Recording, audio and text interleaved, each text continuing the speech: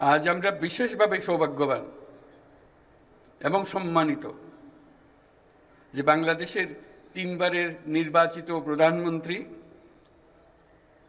বীর মুক্তিযোদ্ধা শহীদ রাষ্ট্রপতি জিয়াউর রহমানের স্ত্রী বেগম খালেদা জিয়া আজ এখানে আমাদের মধ্যে উপস্থিত আছেন।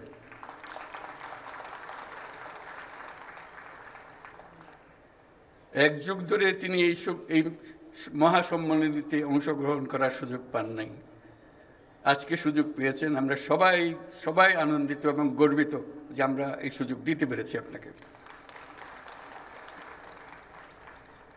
শারীরিক অসুস্থতা সত্ত্বেও এই বিশেষ দিবসে সবার সঙ্গে শরীক হওয়ার জন্য আপনাকে আবারও ধন্যবাদ।